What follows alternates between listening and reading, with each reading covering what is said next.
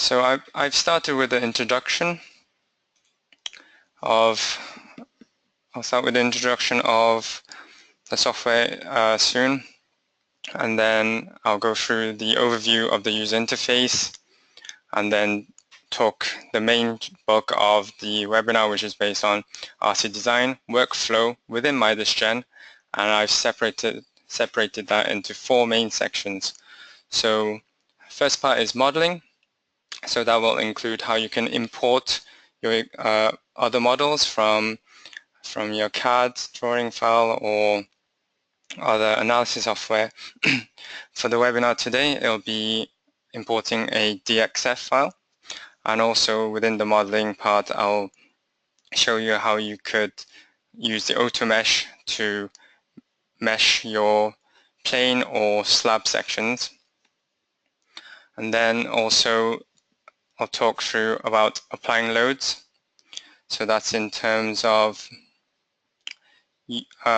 how the software could assist you in creating loads such as wind loads and seismic load, which can be difficult at times, and also construction stage analysis and looking at various effects of loads during your construction phases, and also include time-dependent material properties to look at effects of creep and shrinkage and the changes in compressive strength of concrete during your construction stage and how that affects your structure. Then I'll move on to the main design features of Midas Gen. So today it'll be specifically on using something called RC design, which helps you to design reinforcements for your concrete members, and also how you can design geometrically complex sections as well, how you can draw and modify and import that into your model as well. And we'll finish off everything with how you can then put it into your design report using something called dynamic report generator. Okay, so I will open up the software soon so you can have a look through it. But I think it's useful to see this slide with all the labels on it. So if you're completely new to the software, you might start with the top right corner of the software, so you can enter your license details as well as find help.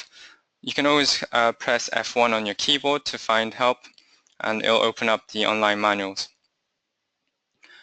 And then on the top left, you have the file menu. So that's save and open new project and so on, and the quick menus to save as well. And in terms of the main menu, you have the main menu at the top, and that's set up to help you with your workflow. So we have the view at the start, and then you have on the left half of it the structure, node element, properties, boundary, and loads. So you'll mainly use that during the modeling stages, and then you have the analysis, results, pushover, design to aid you during the analysis and design phase. Okay, and in terms of the user interface, we have the ribbon style menu, which is similar to a lot of some of the software you might be familiar with, such as AutoCAD or Microsoft Office packages, which should help you get into using the software quickly. And 2 other things of note, of course, you have the modeling space in the middle where you can see visually look at your model, but we also have the 2 tabs on the left and the right, which help you to navigate through your model and use up the menu. So I will open it up now, just so you can see. So this is the model we want to generate by the end of the session today. But talking in terms of the 3 menus, so you have the menu tab, where you can select all the different menus you have at the top as well. You have the tables, so you can see various different tables of your related tabulated form of information. You have the groups, so so you can create groups for your structure or boundary conditions or loads, and also tendons. And you have the work tab, which includes all information about your current model, and report that will come at the end, and how you can use this to help you generate your report. So in terms of the final model, it's just 4 stories high, and you can see that we have a meshed slab floor section, and I'll show you how you could use Midas to mesh those sections. And you have, from the plan view, you have a cutout as well as internal cutouts as well. So I'll show how it can automatically detect them and mesh them for you. Okay, so that's where we want to get to. So what steps are we going to take? So if you go back here, so we'll start by the modeling section. So the first part, I'll show you how to import your model into Midas.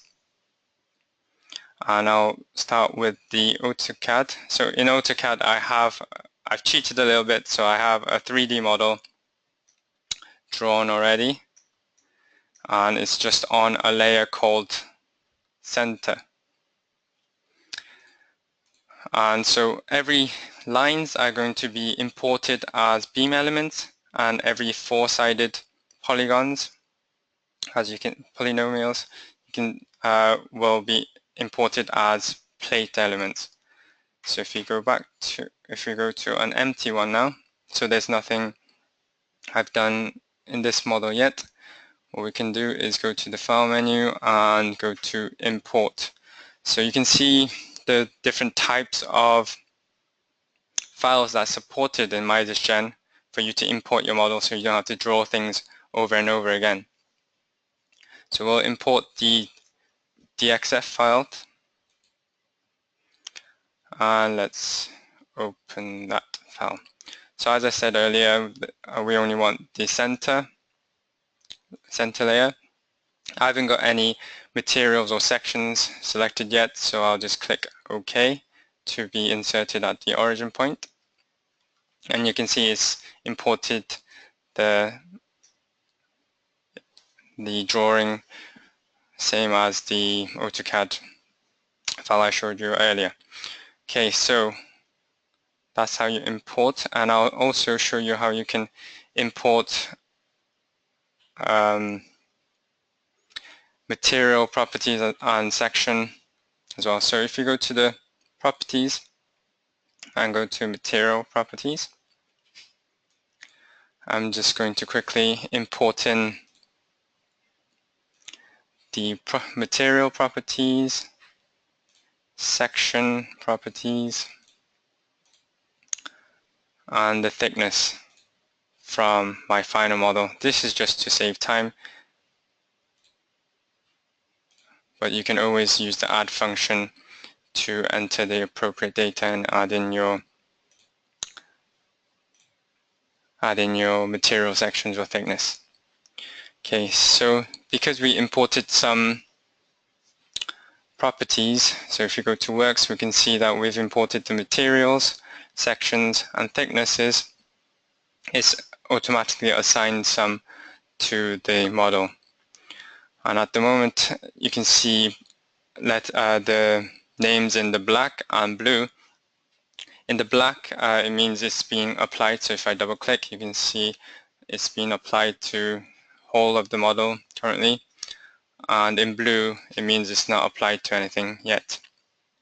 And likewise, with the girder, everything is set up as a girder, so we want to actually change that. So let's change to the side view and use select by window here, and if you hold shift and select, then it deselects everything in that window.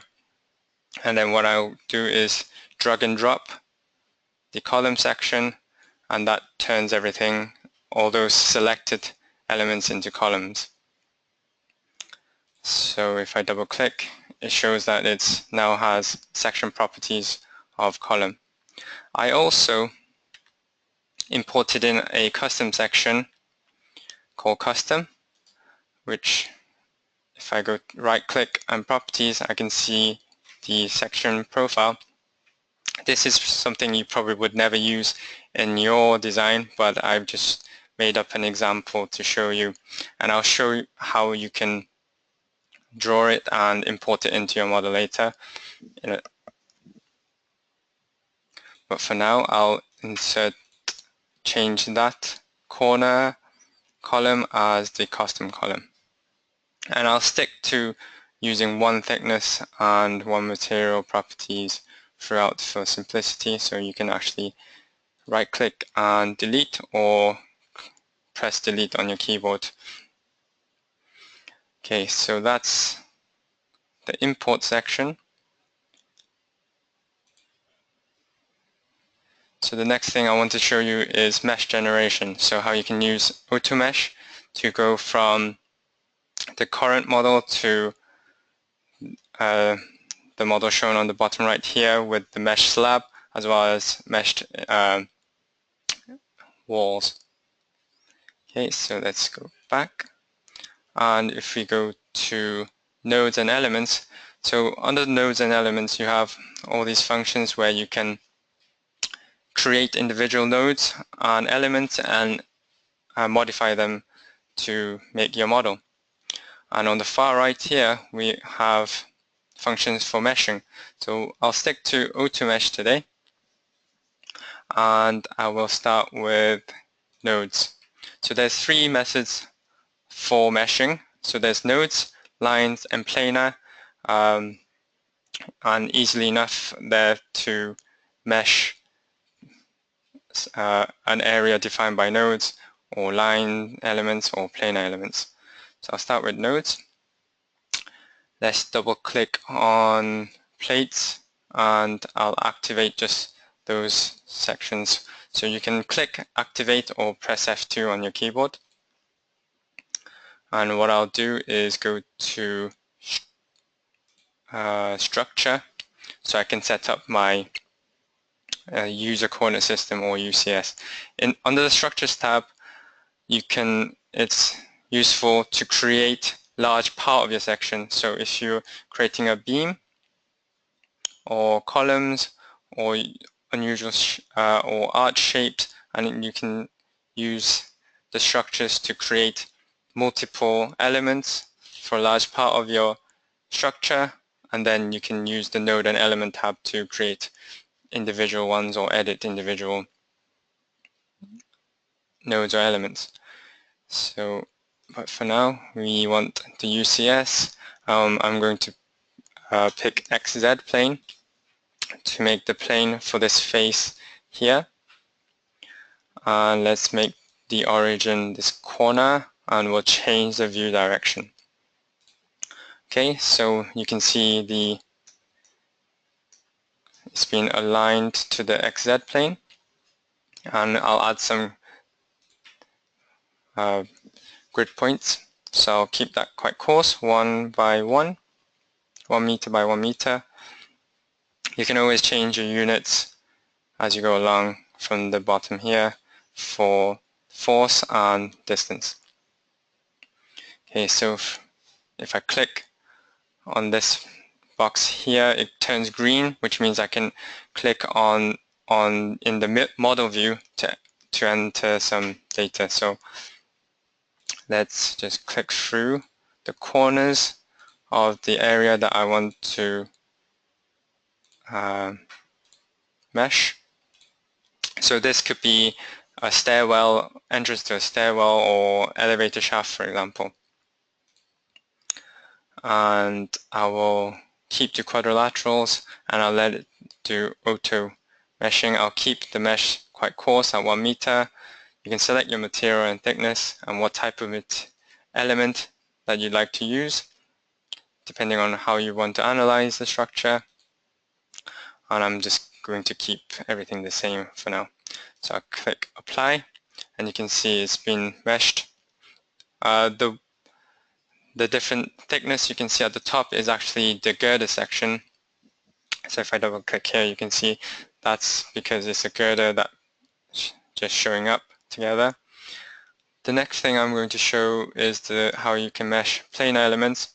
It's a lot more simpler, so you can use the select single and just select the plane elements that you want to mesh and click apply.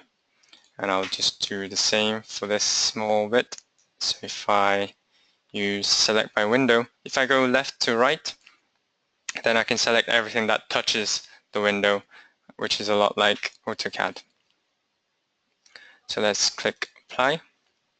And if I activate all, I can see the whole structure. Let's go to view and go back to the global coordinate system, and let's turn the point grid off and the snap off. Okay, so the next thing I wanted to show you is how you could mesh the slab. And for that, I'm going to use line elements, and I will make use of the fact that the girder selects all the elements that are on this plane to be meshed. Otherwise, you can use select by plane and click and choose which plane, and so this would be the XY plane and the position, so that would be at the top there. So if I click there, so that's 3 meters, I'll type that in and close. Okay, so this time I'm going to use a combination of quads and triangles, and I have the include interior nodes. So they're the interior nodes as well as the interior elements, and it's going to automatically recognize them and include these nodes in the mesh and avoid meshing over the open section as well. So keep the mesh the same and click apply. So that's how you can use AutoMesh to create meshes for large plane sections. Okay, so let's go back to the slide. Now moving on to applying loads. First thing I'll show is how you can use building generation to duplicate the stories and then use a story function to define the stories. And what that's going to do is allow you to enter wind and static seismic loads, and it's assisted by Midas Gen through because it will auto-calculate the loads per story. So let's show that. So if you go to structures, there's a control data, and under control data you can set what your ground level is amongst other options. So I'll use a ground level at 0 meters in the Z, so that's this point at the bottom of the column. And let's go back to there and use building generation.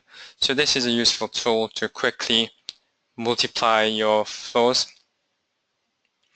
and I'll make 2 copies at 3 meters high, and I'm going to keep the material and sections the same. But if you want to change the materials per floor and change the sections per floor, then you could change the material and section ID number in a manner to automatically increment through and auto-assign different sections and materials. I'll keep it simple for today, and I'll just create one flow at the top that's shorter. So I'll click Add. I'll select all to copy everything and apply. And let's just go to Display and hide the node. Okay. And so you can see the multiple stories being generated and copied through.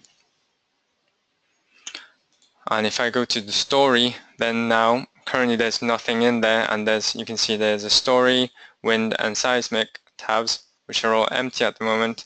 So I'll use the auto generate story data, and it automatically detects the different stories, and I'll click OK. And what that's done is started to create some information that can be used to enter wind and seismic load later on.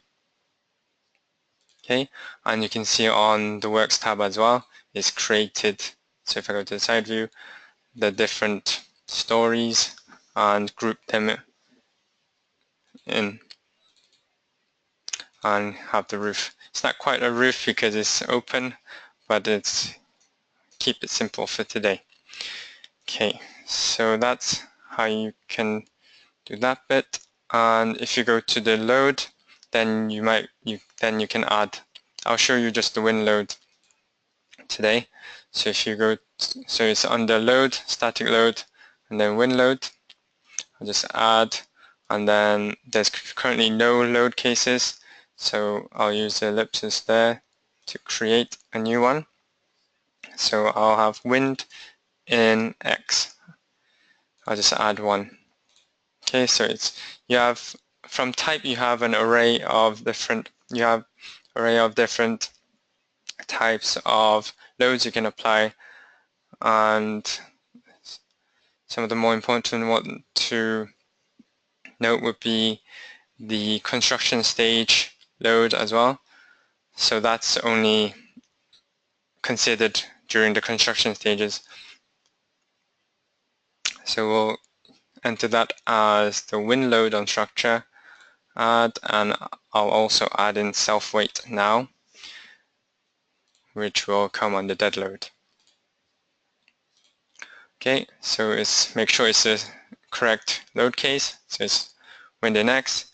Select your code, so we'll keep it to Eurocode, and select your national index if you have one that's applicable to you. Otherwise, you can modify the parameters yourself, and we'll turn the scale factor to 0 in the Y direction and check the wind load profile. So creating that story earlier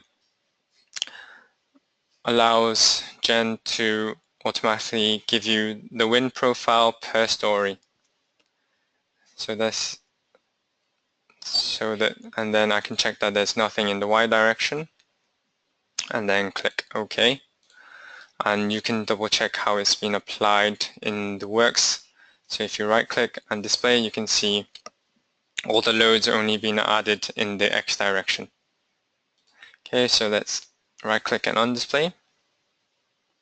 And while we're here, let's add the self-weight as well. So choose the correct case and the group.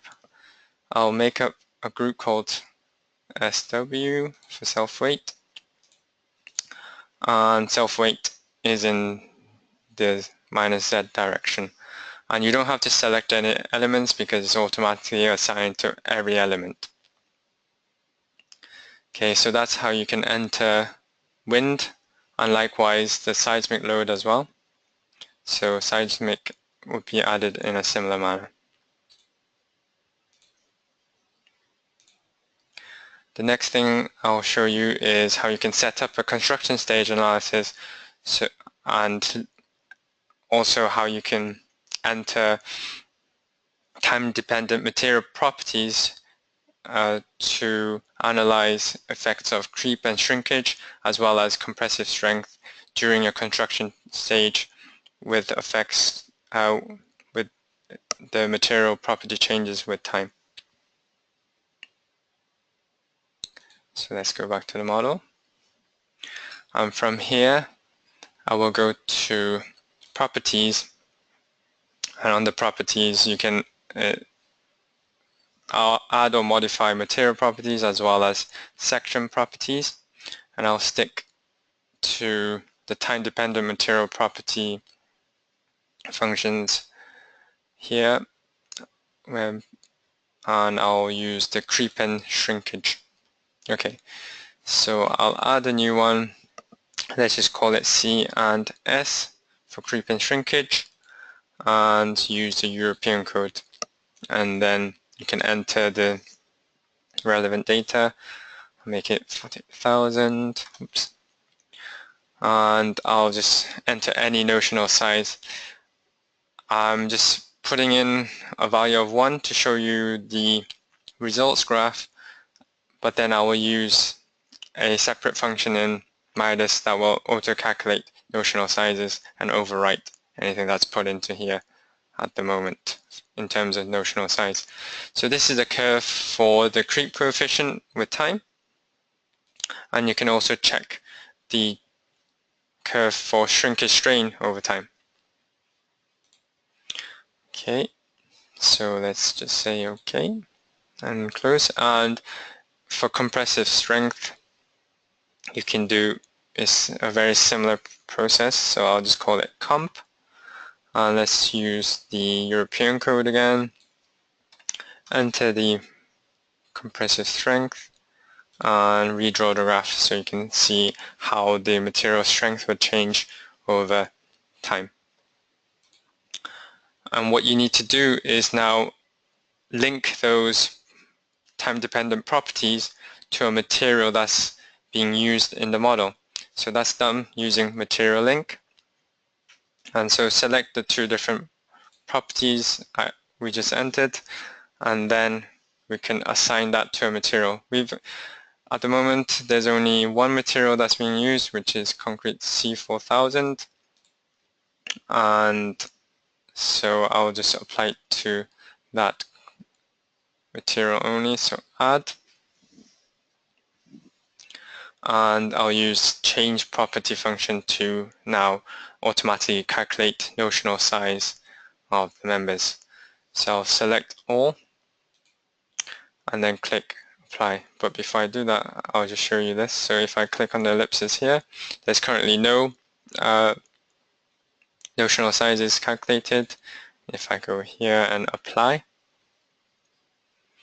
then you can see the notional sizes have been calculated for the members here. Okay. Now, if you go to loads and construction stage, then you can define your construction stages. So how construction stage works in Midas is you can activate and deactivate elements and loads and boundaries as groups to model the different construction stages. So we need to create those groups for those three parts I've mentioned. So under the groups, we currently have just the self-weight group, and what we'll now do is create some extra groups. So we don't need the center one, which selects the imported sections. So let's just delete that and right-click new, and I'll add one called support for the boundary group, and I'll right-click new ellipses for the structural group. So I'll create one called CS, construction stage, and I'll type 1, 2, 5, and that's going to create 5 construction stages, numbered 1 to 5, as so. And I'm going to assign different stories of the building to each structural group to replicate the construction stage. So let's put one first floor into CS1, second into CS2, same for 3, 4, and lastly 5. So that's the drag and drop function again. And let's also add boundary condition as well. So under the boundaries, there's various boundary conditions that's supported. So you can also see these elastic links and rigid links or beam end releases. So that's going to allow you to model different joint connections as well as support conditions. But we're just going to add supports. Let's go to the side view and just select the nodes at the bottom, and we'll fix all degrees of freedom and click apply. So you can see the hexagons light up in green. So it's all in green because I've fixed all degrees of freedom. Actually, I made a mistake, but don't worry about that because there's always the undo and redo. So I'll just undo the application and then make sure I pick the right node group, boundary group, sorry, and then select my nodes again and apply. So yes, the hexagons show you which degrees of freedom that you have removed, so fixed. So from going clockwise is dx, dy, dz, and then rx, ry, and rz. And so if dx was free and not fixed, then you would have a black triangle at the top right corner. Maybe it's worth showing you quickly. So if I just sign as so, oops, let's undo.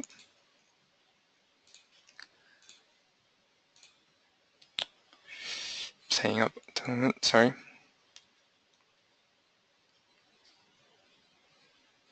Okay, so make sure in the works, let's delete the boundary condition, make sure it's all gone. And then let's remove some fixes, and you can see shown in black where it has degrees of freedom. But we want to remove that and have everything fixed for this case. So let's apply that again. Okay, so that's the boundary. So I have all information I need for the construction stages now in terms of structural groups, load groups, and support groups. Okay, so we're going to load construction stage, and let's define some construction stages. So you can use add to add individual single construction stage, but I'll use generate to quickly make multiple copies. So I'll call it CS for construction stage 1 to 5, and I'll give it a month per stage, and I'll save the results at each stage. Okay, and you can see it's automatically generated. If I double click, now I can add the details. So in the first stage, I'll activate CS1 elements that are in group CS1. So that's going to be 10 days old for our case, and I'm going to apply the support boundary condition. So because this is the first stage, it doesn't matter if I do original or deformed, but if for latter stages, it would make a difference.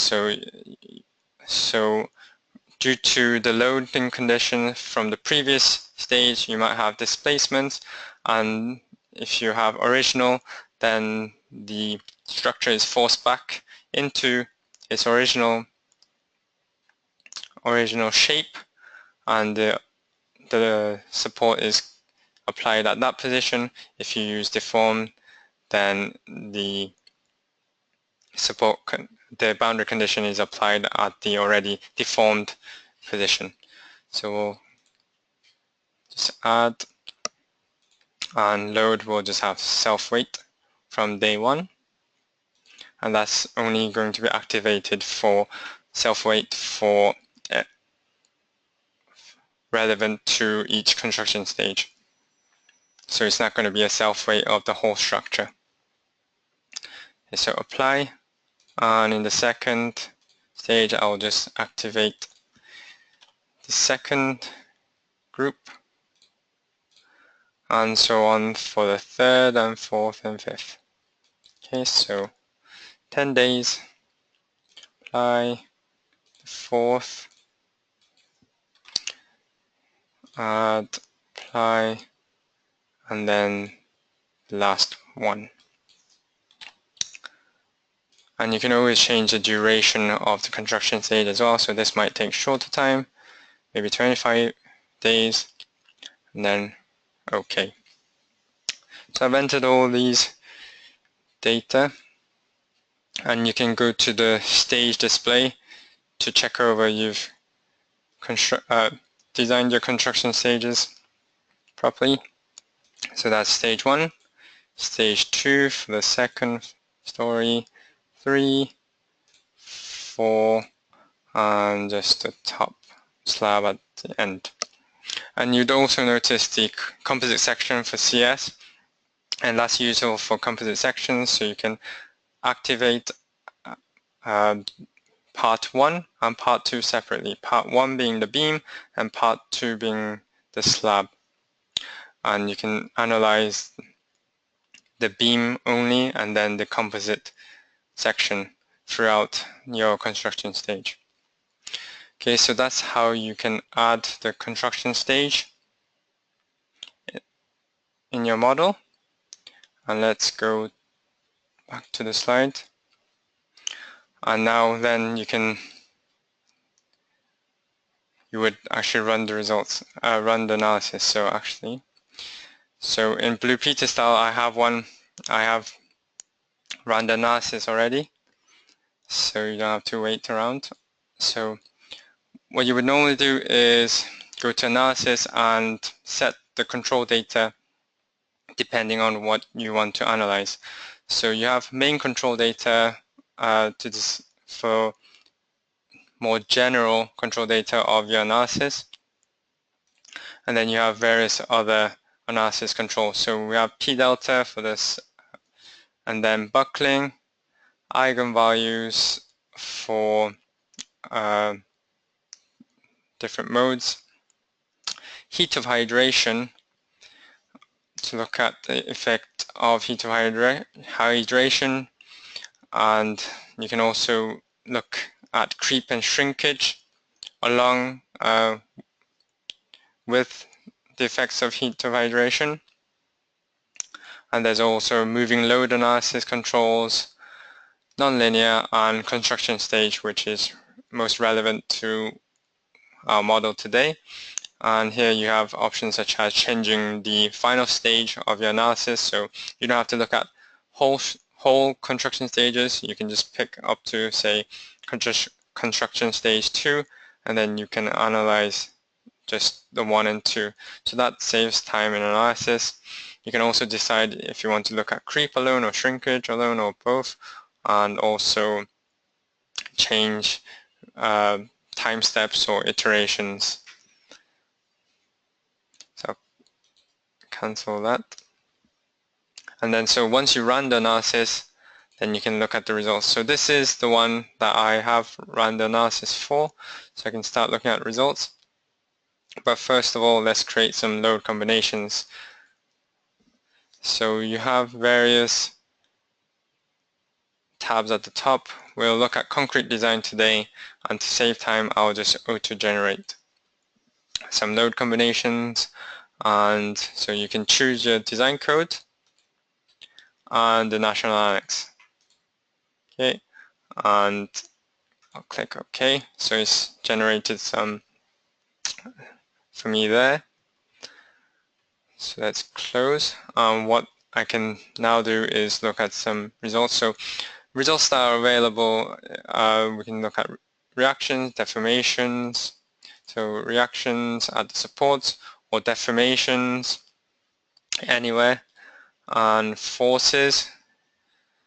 So that includes forces as well as bending moments or stresses. So let's look at displacement control, because that's always a good one to look at. So let's look at the effects of self-weight and click apply.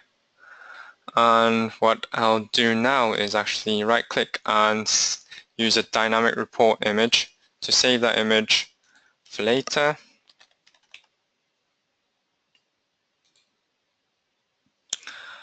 And also, if you wanted to, you can select just a section you want to look at. So let's go to top, and I want to concentrate on this part. So let's activate that section. And for example, you can see the bending moment diagram. So MY, turn that solid for just the selected elements. Okay, and similarly, you can see the results in table format. So for example, reactions, you can pick which load case. So we'll do load case 4 and see what the reactions at the support positions due to that specific load combination is.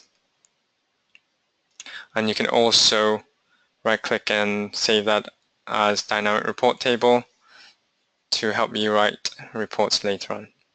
So let's just hide some of these to make the table smaller.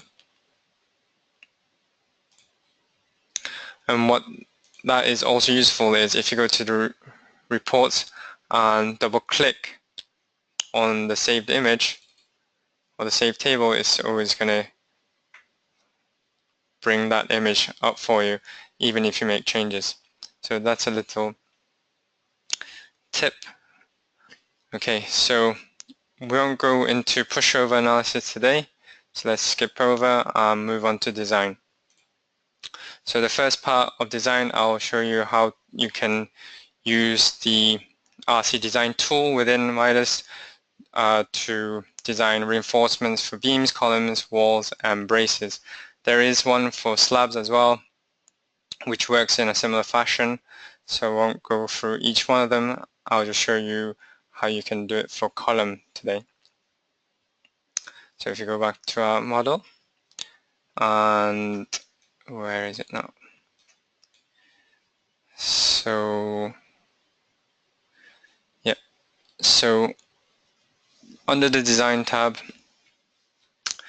there's option for general design parameters, and here you can define what kind of frame it is, your on-brace lengths or effective lengths. I won't go through all of them, so I'll leave them as it is. And you can pick your code. So I'm working with the RC design, so I'm only using this one today. If you're having a steel structure, then you'd use the steel design, or if you had a steel reinforced concrete design, then SRC design, and so on. And so the mesh design is for mesh sections, and RC design is for beams, columns, brace, and walls, as I mentioned earlier. So right at the top of the drop-down menu, you'll see design code. So that's where you choose which design code and the relevant annex and your parameters. And then in this top half of the drop-down menu, then you can decide what kind of rebars you're using for the different members. So if I go to design criteria for rebar, then you can pick and choose which kind of rebar you're using for the different members. And that's going to be used for the design function. So if I go back here and go to code design, this is where it uses the rebar data and the loading cases and the sections you've applied and calculates and automatically suggests to you the reinforcement for that member. So let's just look at the first floor for simplicity. I'll just choose the first floor, activate, and I'll go on to concrete design. So let's look at column design. It's pretty much the same for all the other ones, so I'll stick to column design today.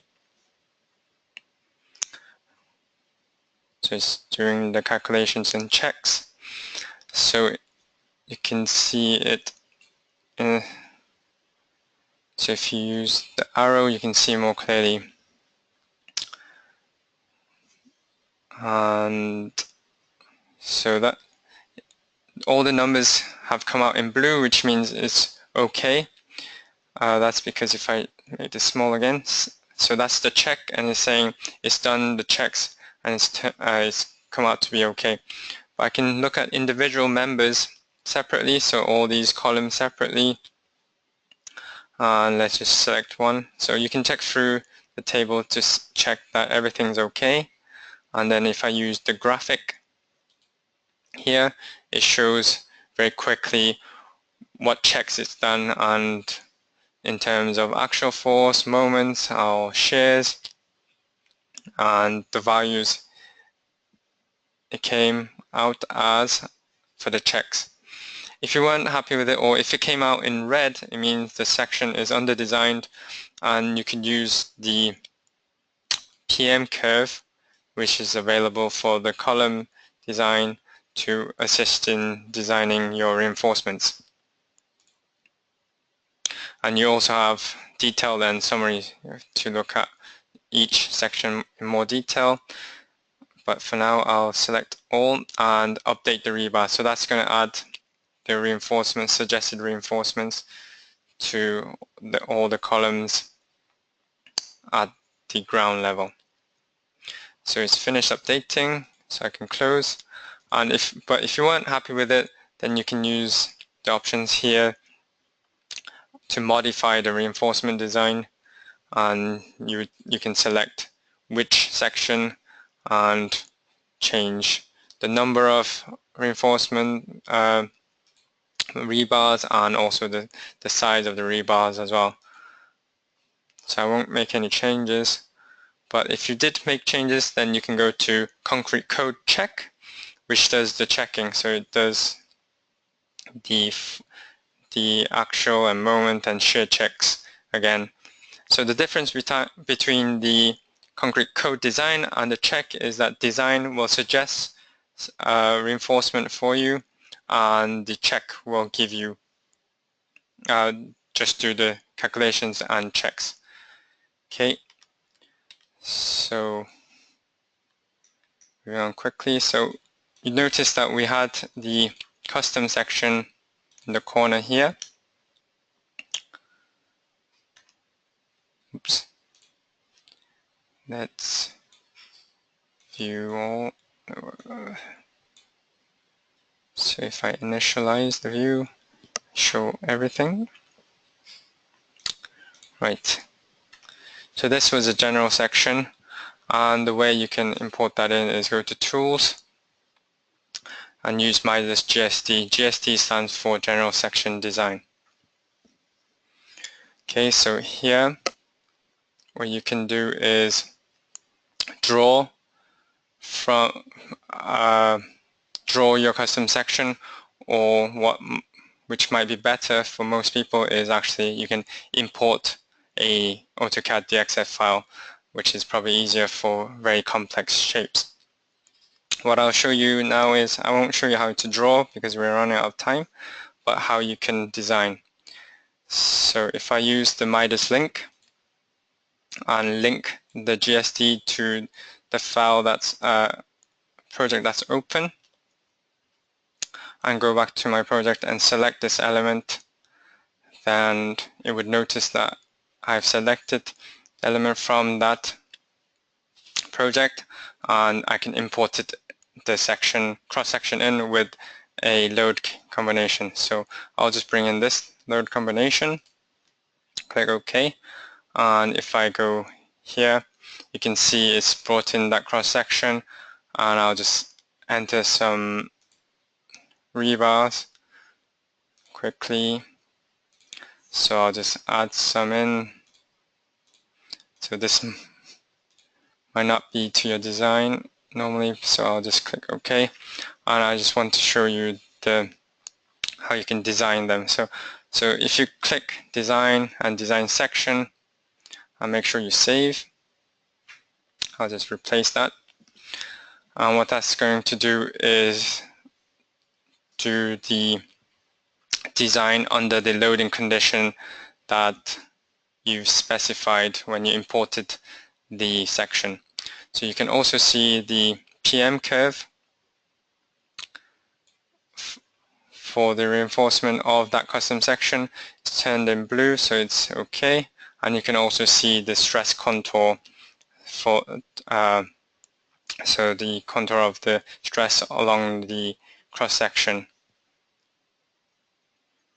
So let's close that. So I've shown you how to do the reinforcement. Use the RC design tool and the Midas GSD, and I'll just show you the dynamic report generator. Okay, so if you go, sorry, the wrong one. So if you go to tools, and you'll see something called dynamic report generator. So if I open a document, so you can open up your existing company template,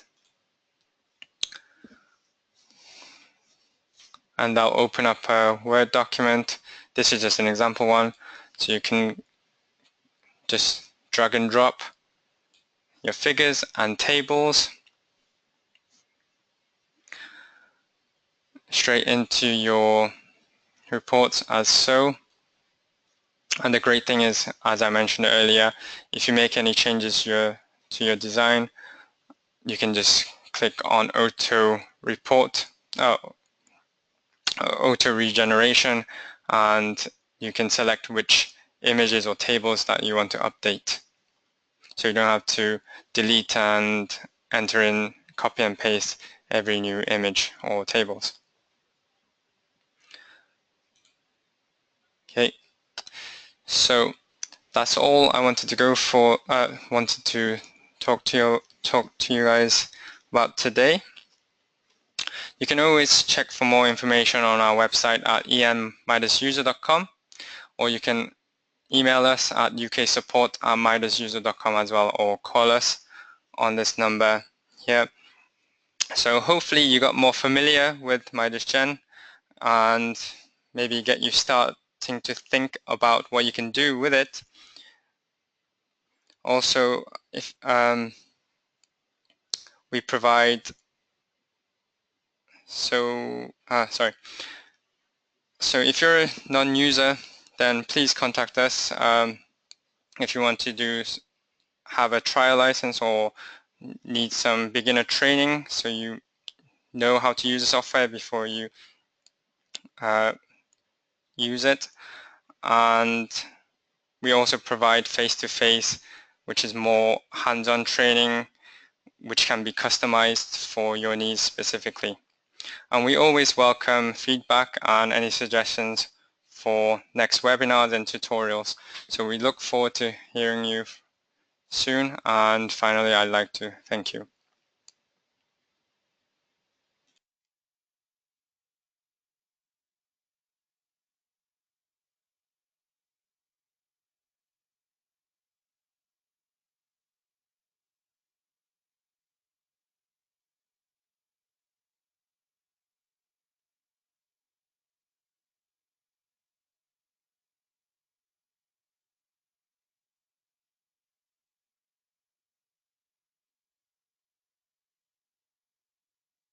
So I'd like to finally ask if you got any questions that you'd like to ask me now, or you can send us an email.